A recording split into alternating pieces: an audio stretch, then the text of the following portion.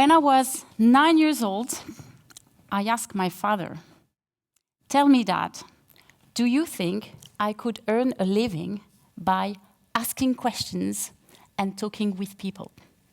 Because that's what I love doing."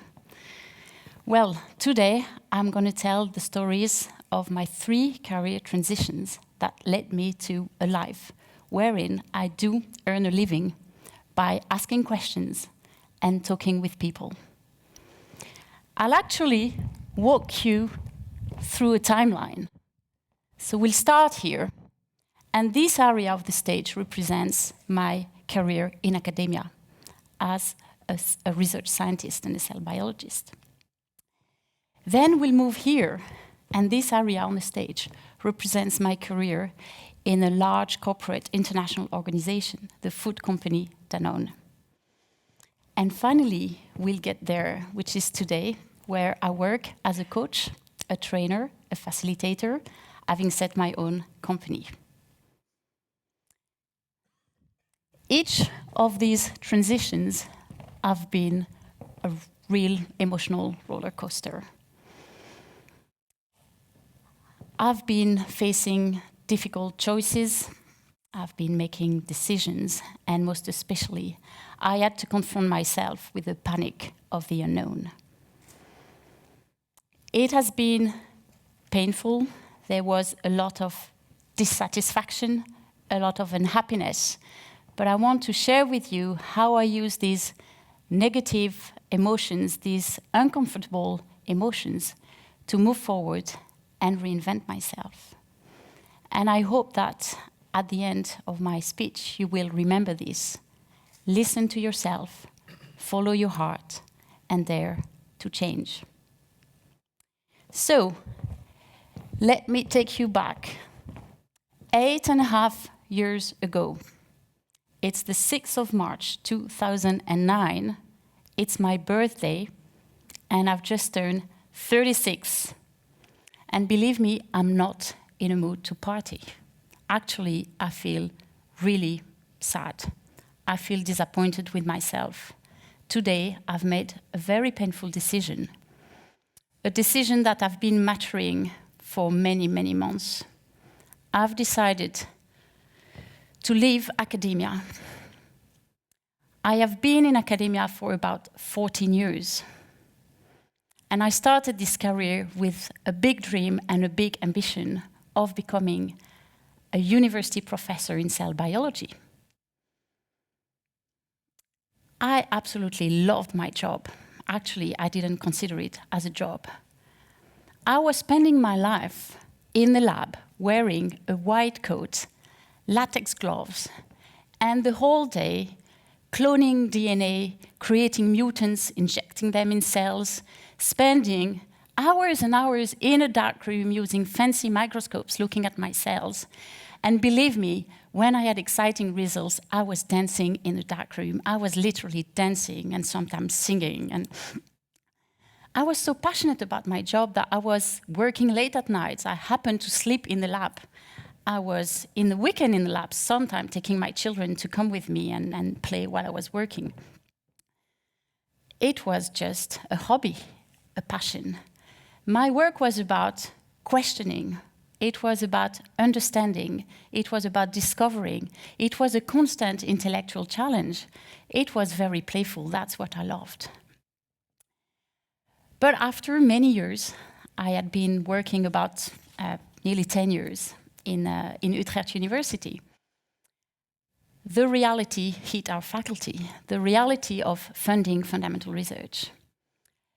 In about 2008, 2009, an entire department at our faculty became bankrupt. Yes, bankrupt. So the entire department got fired. And I saw some of my friends with permanent position being kicked out of the university, losing their permanent jobs in science. You can imagine the level of stress for them, but also for us who were staying. And at that point, I was told, Elsa, within 2 years, if you want to stay in this lab, you have to find money to pay your own salary.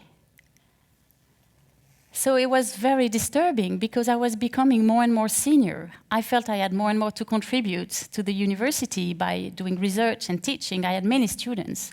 And the more senior I became, the less job security and the less opportunity I had. I was starting to feel very dissatisfied with this environment, with the system. And so little by little, I lost faith and I realized, well, I no longer want to stay in this environment.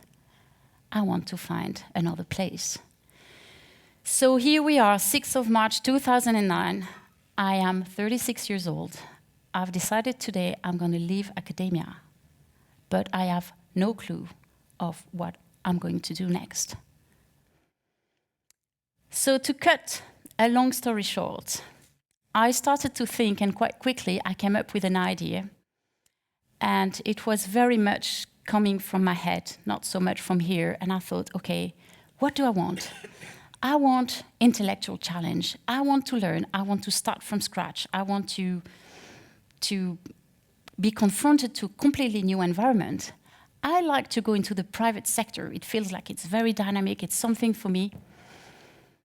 And I decided, okay, I'm going to become a patent attorney. I also was seeking for job security and a high salary, which patent attorney provides. Well, at the time, I was just pregnant of my 3rd child. So the higher salary and job security was high on my agenda. So patent attorney, getting into the field of intellectual property and of innovation. And here I go, looking for jobs, and I was extremely lucky because I found 2 jobs, and I got 2 jobs offers, so I had the luxury to choose. And I chose for a position of trainee patent attorney in Danone, R&D center at the time in Wageningen. Well, when I did this move, quite a few people told me, Elsa, this is nothing for you. Yes, you are curious. Yes, you like to learn. Yes, you like to get challenged. But come on, laws, patents, with you? No. And I was like, no, guys, really, I made some list, I made my criteria. I'll go for it. And in the back of my mind, I thought, well, Danone is a big company, so if I don't like it, if it doesn't work out, I might find something else. Well, guess what? This is exactly what happened.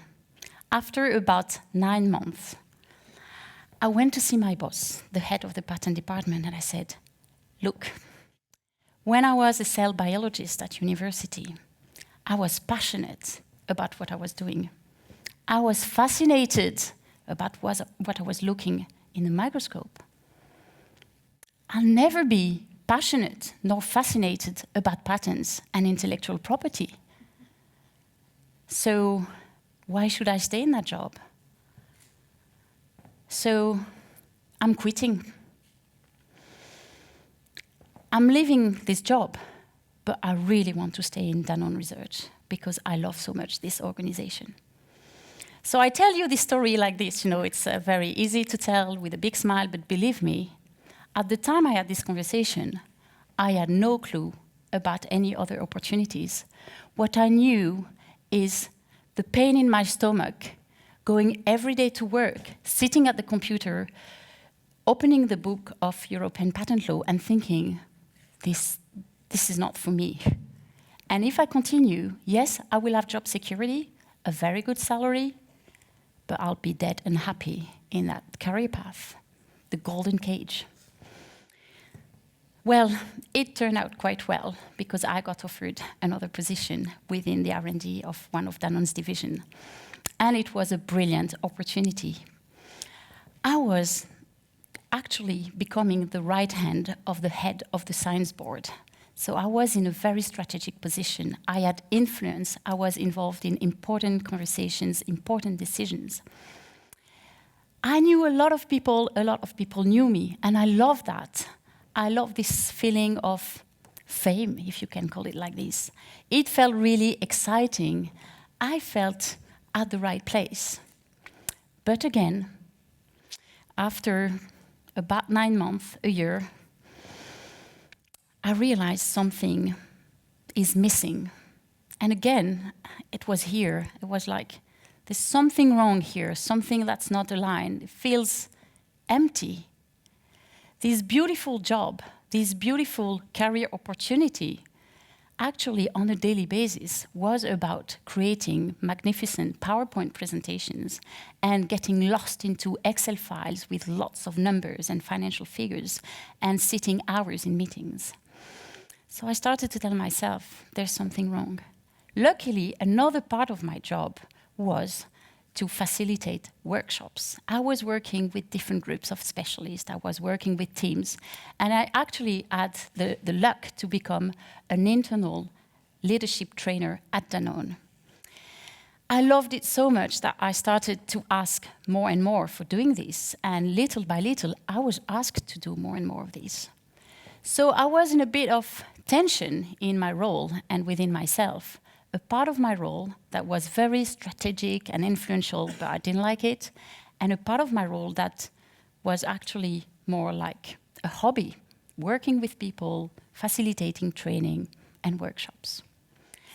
And so I became really conscious about this tension inside me and really concerned about where do satisfaction and contribution meet in what I do. So let me explain. On one hand, I was really attentive to what exactly brings me satisfaction. What activities fills me with joy, with energy?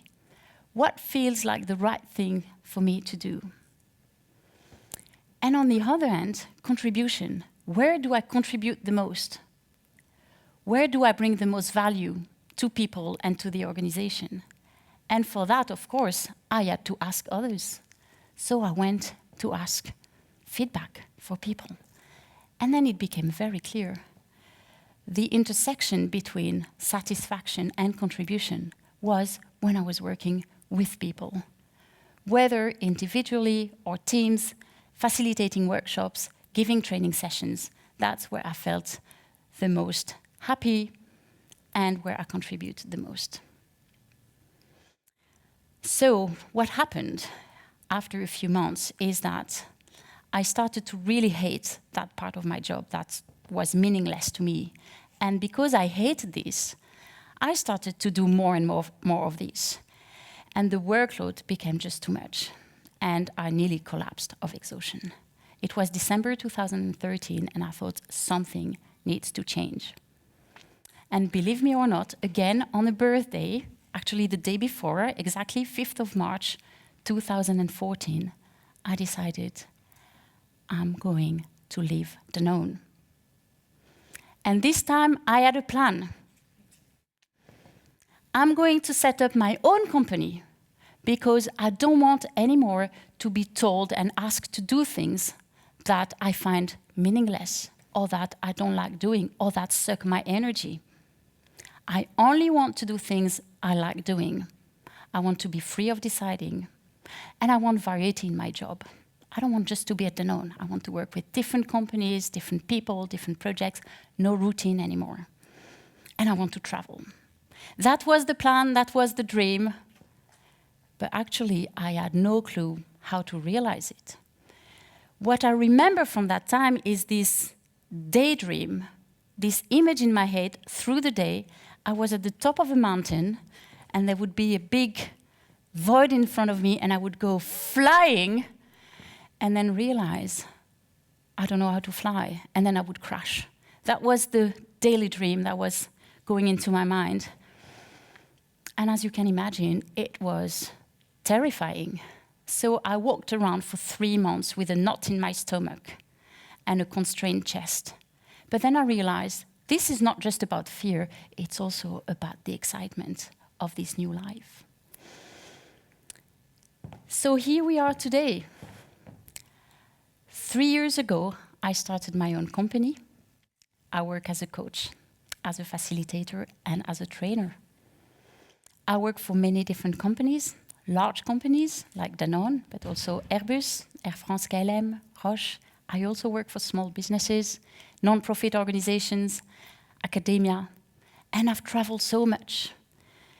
And I like to share with you where I travel so much, because it makes me so happy that I travel so much. So I made a list before I came here. I traveled to San Francisco, to Mexico, to Singapore, to Dubai, to Casablanca, to Luxembourg, to Paris, to Brussels, to Warsaw, to Bristol, to Brussels, and I probably forget a few.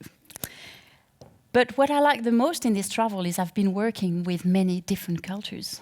I worked in Asia, I work in Middle East, I work in Africa, South America, and I was so touched and inspired working with people from different cultures. I was also very grateful that I had the chance to inspire these people. So today I am in a place where I feel the most satisfied and the most aligned with myself. But the journey is not finished. I hope that in 5 years from now, you'll all come back and I'll be able to tell you about my next career transition. Well, actually, it's not really a transition, it's more a maturation, but I'm about to embark in a 5-year study to become a psychotherapist. And then I'll be 50 years old. So I hope that between now and then, you also will listen to yourself, follow your heart, and dare to change if you feel there is a need to change. Thank you very much.